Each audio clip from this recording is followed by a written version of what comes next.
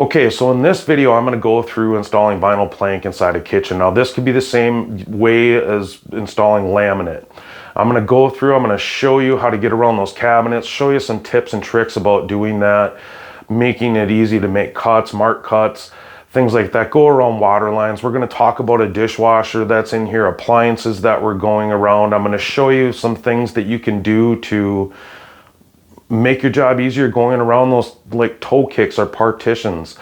So there's some good tips in this video for you. And I just want to tell you, this video is also a video. We're going to be putting out one right after this, not too long, a few days from now. And this video is going to talk about going through this kitchen around a big wall that's in between the kitchen and the living room, reconnecting on the other side.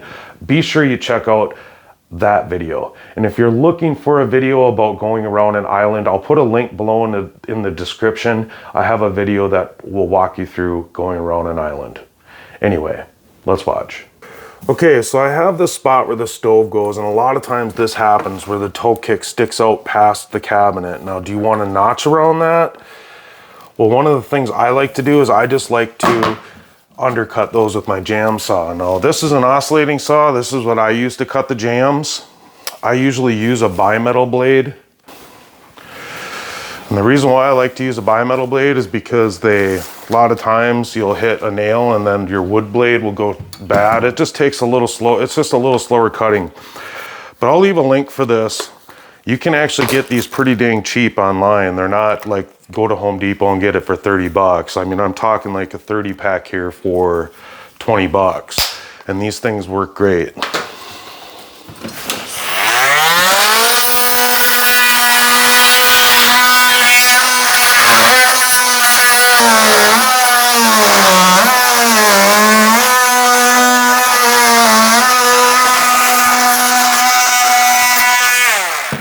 I had to cut mine twice because it goes down underneath the floor a little bit there. So now I'm going to use a piece of plank here to cut the rest.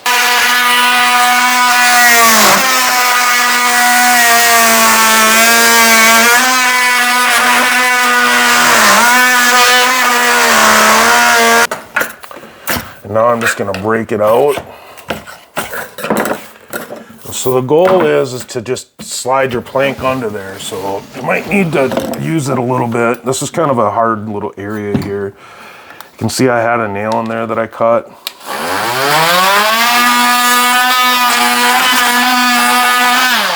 Now I'll just keep sliding it forward.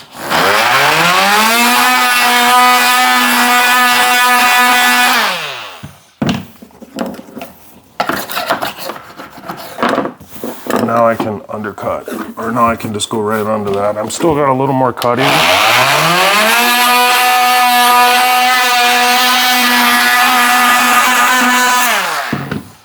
So I have to wrap this a quarter round. I'm gonna run quarter round around the front and I'm gonna stop it right here. Now I won't have to wrap it around because it won't show.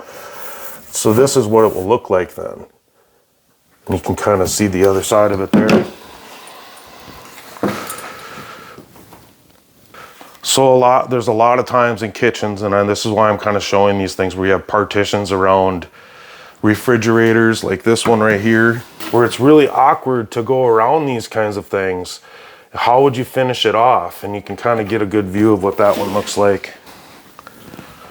So you can see that it'd be better to undercut that and slide my plank underneath it. So I'm going to undercut this.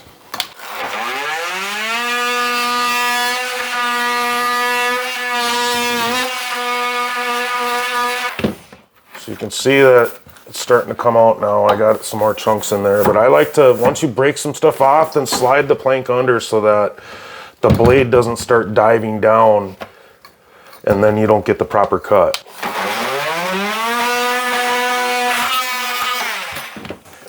And I'm gonna cut more out. I'm just cleaning it out again.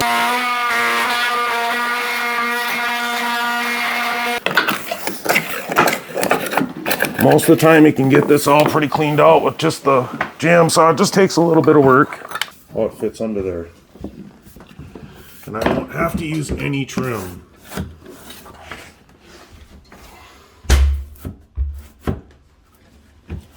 And then on this side. So a lot of times I try to undercut these. Now, it's not this. If you undercut just a little bit of it, you're not going to have a problem. You might want to cut a partition from wall to wall, but at least get the front part of it. So now you can see I have one more right here, and I'm going to undercut this and do the same thing that I've been showing you guys.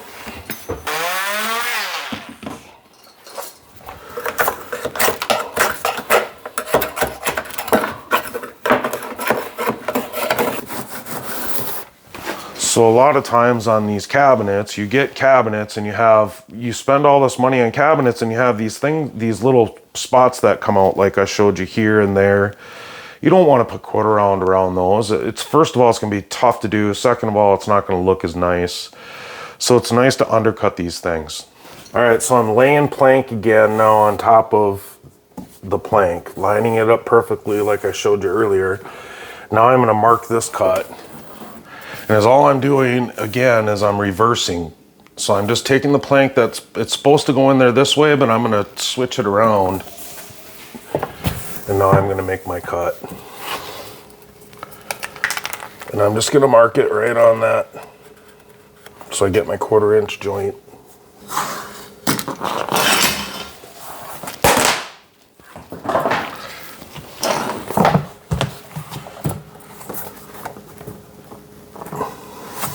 Just sticking it in here, and now I'm going to make sure again everything is straight all the way. So I'm just going to take my cheater board and start marking all of these cabinets out. I'm just going to run it right along. Now I use a shorter cheater board because I like it to be able to follow the waves of walls and stuff. And the longer ones aren't going to be able to, they're not going to let you do that. And then when you get to things that are straight, you can just kind of run it nice and smoothly. I'm hitting some nails that we missed.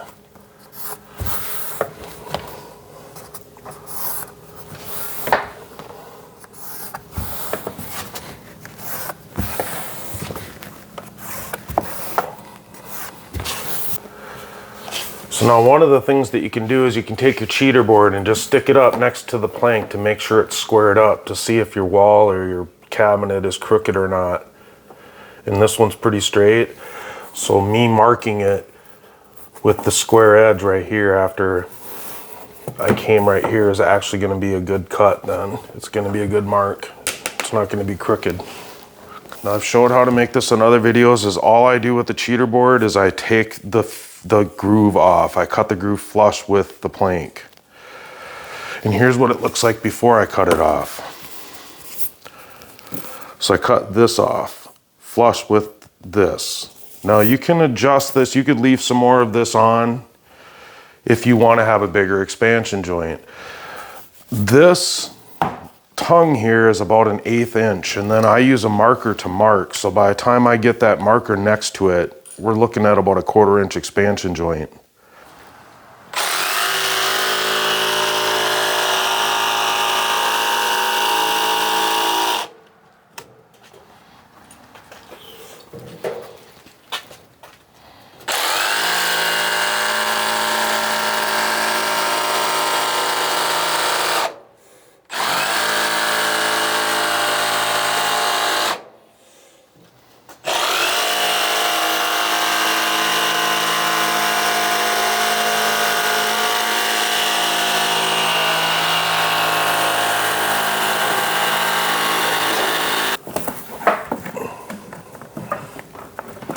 All right, so now I'm just putting everything in.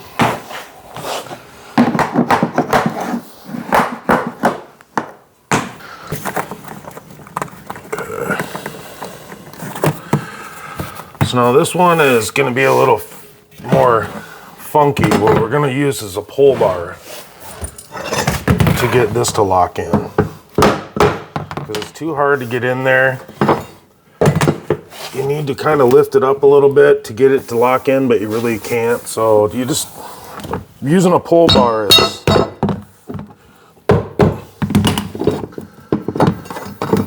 the way to get in these tight areas. Now this pull bar that I'm using, I'll leave a link for. It's a nice heavy duty one. It's nice and solid steel, has a lot of weight to it. It's not going to bend on you. It's going to really be a good bar for you to use for your project. All right, so what I did here, you can see what I did here. I'm ready to come around this cabinet, and for me to get this piece cut in around the cabinet is all I'm doing is I'm taking a couple of scrap pieces that I have laying around, connected them to the floor. Now what I'm doing is hooking on now another piece. Okay, I get it hooked on. So it extends, it's hooked on, it's really nice and solid to that floor right there. It's not going anywhere. Now what I do is I take another piece and I reverse it just like I've been showing you, and I'll make my marks. This piece is probably big enough for me to use down here. So I'll just make that mark then there, right? Okay. So now I'm going to put them in, and I want to get them in there perfect. Now this piece actually I need to slide down. Okay. So now I got it hooked onto the floor. Now another thing that I can do to make sure that this got together perfect right here on the end is hook on another scrap piece right here. So that kind of locks it in then. Okay, so what I want to show you down here is, this doesn't have to be a full board. I'm putting a full board in because I don't have another scrap, but I'm getting these perfectly in line on the butt joint there. Now this is the piece that I marked to cut here, but I can't get it in there to use the marking board because of the gas line. So I'm bringing it out. So we got our cheater board. So my cheater board's going to be able to mark this board. No problem. And then when I come around here, I'll be able to mark my cheater board where it goes underneath. Anyway, but what about this piece? So what we can do to cheat on that is just to connect another piece to the cheater board. So I'm just taking two pieces, connecting them. And now I can mark this piece with not having to worry about that gas line being in my way. So you can see this piece right here, now that's what cuts off, and this part is gonna go in right there. So that's just a quick little tip for you on the cheater board. Before I mark this though, I wanna make sure I'm straight with this line that we snapped. And when we come around this cabinet with the plank right here, this plank isn't going to have anything to fasten to. So what we need to do is we need to make sure that when we extend the plank over to this side, that it's still going to be straight with the plank that's out here that's attached to the main part of this floor. And so what I'm going to do is we're just going to extend a chalk line out here that we're going to use as a guide, and we're just going to measure off of this plank. So what I like to do too is I'd like to make sure I get it right flush on the edge there, because not all the time is the tongue or the groove going to be accurate. Now I'm just going to measure out. This isn't any certain amount. I'm just choosing an amount. I'm going to go with 6 feet. It's not a certain amount of planks. I just want to clear this cabinet, be able to install my plank without this line getting covered up. And now I'm going to do another mark. And I'll make my other mark right here at 6 feet. So now what I'm going to do is I'm going to snap a line across, and that is what we're going to use as our guide when we come around this cabinet to make sure that we don't go off. So now I'll get this plank straight by measuring from the plank, again, the finished edge of the plank to the line in a couple of different spots. And I'll make sure that I get this plank straight before I'm ready to mark and cut the plank and put it in place.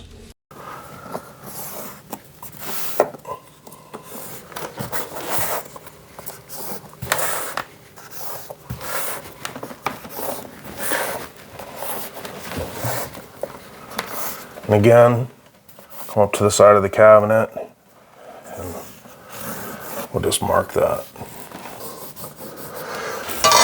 So I marked that line right there. I know that if I went flush with that line that I'm going to be too tight on the cabinet, so I can actually bring it over a little bit then and mark a little bit heavy. Now remember, we notched that out in there, so all this is going to dive in right there.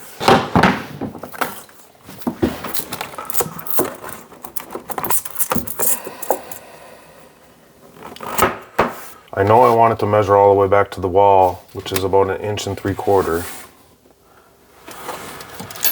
So I'm just gonna mark 1 7/8 inches right here.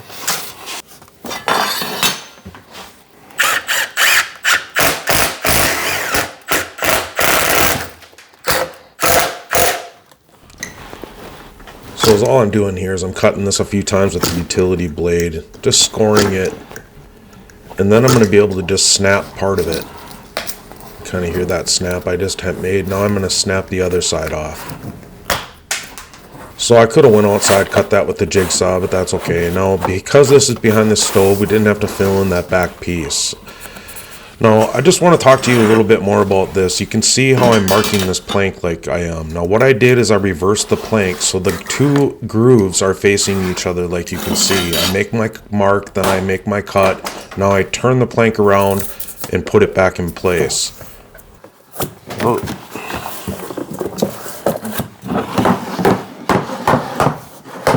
I got it connected to this up to here. Now I'm going to leave this part out. Okay, so what I'm going to do is I'm going to stick temporary pieces in here. So I'm just going to cut a couple of down to size where I need them to be. So I'm just going to mark them. I need 2 about that big. So I need to have the groove on there. So that's just going to slide right in there. I'm going to lock it in place.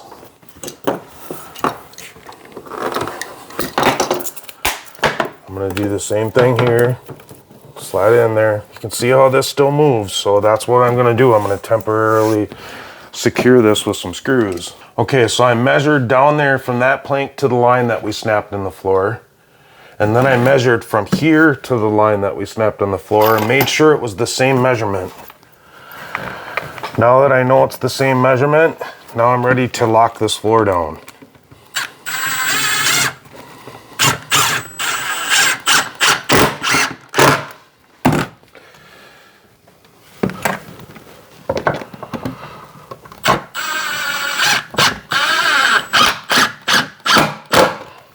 Now this floor ain't going anywhere. Okay, so I marked this piece with my marking board to go into here, and I remember I told you how we slid this under. So I'm going to show you how to get this in. So I'm just going to cheat here, and I'm going to slide this in. And then I'm going to use my scrap piece.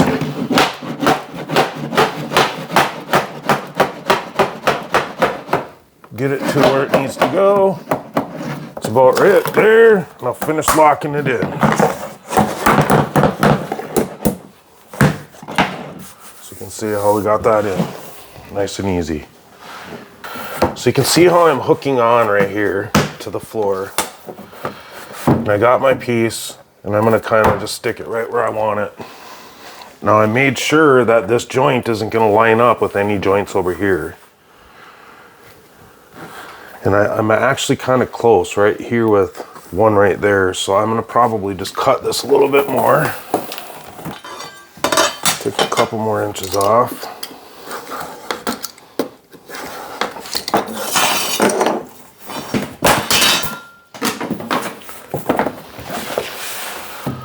Get it up in there. Now because I'm hooked on the floor right here, I'm actually looking pretty good here as far as you can see that this plank doesn't want to move at all. So it's pretty solid.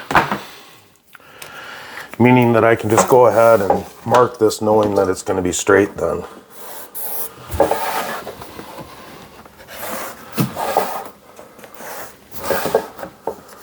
So now I'm getting to the point here where I've got a notch around this cabinet.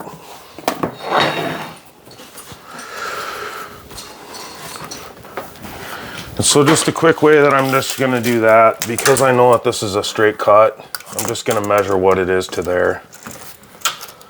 And I'm at 2 5/8. So I'm just going to bring it in about 2.5 inches from this line right here. I'll make my mark right there. And I'll mark this.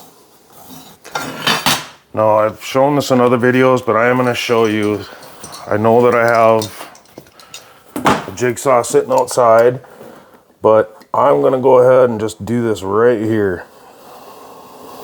I'm gonna score this a couple of times, nice and hard. Maybe 3 times. Come down right here.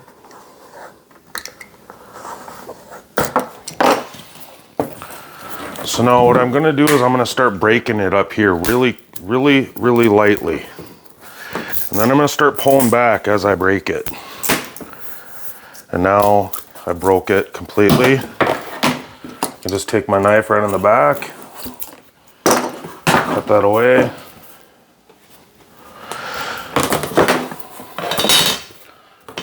Now again, this is one of those spots where I undercut so that we can slide right under to make it little nice. You can see that. Now I'm just going to take a scrap piece of board and I'm going to hit it into place until I get to where I want to get, so I'm not touching in there. Got in my expansion joint still. And then I'm not touching back there.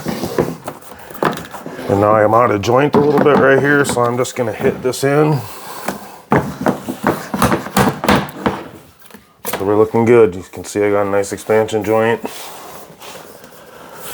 Okay, I want to talk to you about what you do with the dishwasher here. You can see we took off the front plate and I lifted up one leg on one side and I shimmed the dishwasher up before I raised that leg with some scraps. I left the other leg down. Now this is going to help so that you can keep your dishwasher where it's supposed to be. And then once it's done, this is what it will look like. You'll just have your plank right underneath the fronts of those legs.